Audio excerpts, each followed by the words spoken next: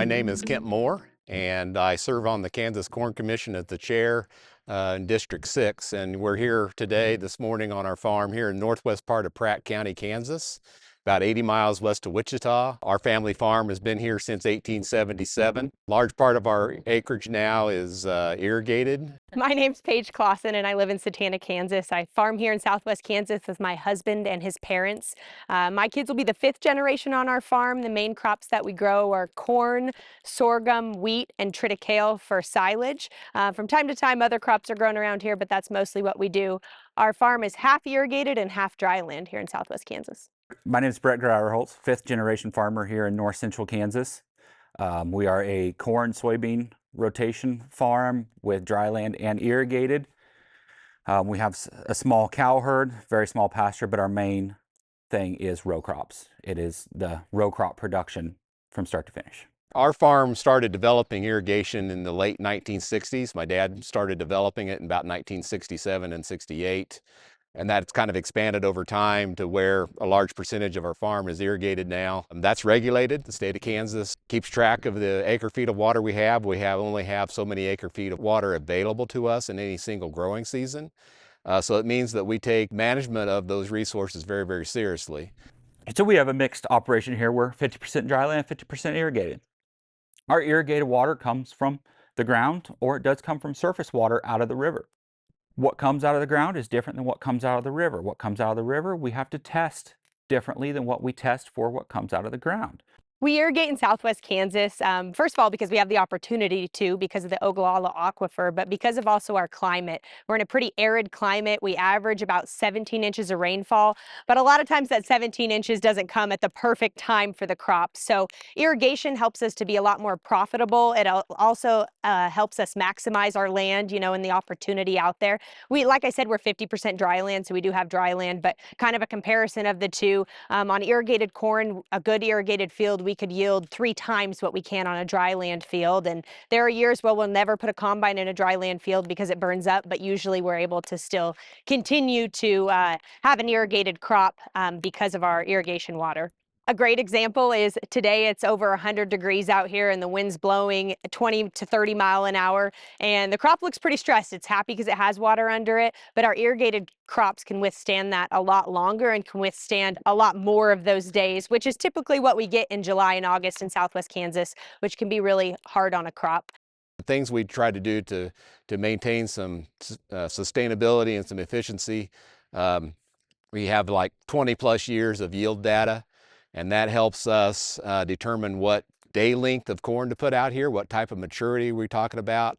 It also helps us match soil type with irrigation rate. Then that allows us through technology to have variable seeding rate on this piece of ground where we are purposefully putting more seeds per acre in areas that we think are more productive to try to get the right population of plants out there that the water can support and the soil can support.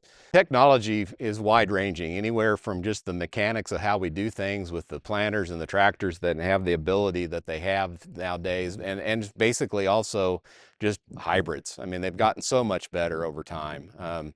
When I came back to the farm in 1989, if we had a irrigated circle that was, in that 200 bushel neck of the woods, man, we were patting ourselves on the back. And now if we're there, we're a little bit disappointed. And so, our yield goals have increased over time. But, the inputs that we put into that really haven't changed that much. We're still fertilizing kind of in the same manner. Water use is probably actually a little less than it used to be. And that's the whole idea of just trying to be as efficient with our water use as possible, because that's really important from the long-term perspective of how we manage our resources. And for this area, we've been really pretty good at trying to balance water use to water supply. It's not perfect, but it's pretty darn good in this part of the state. Technology has changed the way we irrigate. We have soil probes that tell us how much water is in our soil. As we look at those probes, we may have a quarter of the field that needs water. So we're only watering a quarter of that field instead of running the pivot over the entire field. So we're managing water correctly. We also have GPS systems on our pivots, so we know right where that pivot is. So if we are putting prescription water recs out, we can start it precisely and end it precisely. And then you go down to your nozzling. We just don't let water pour out of the top or the bottom of the pivots.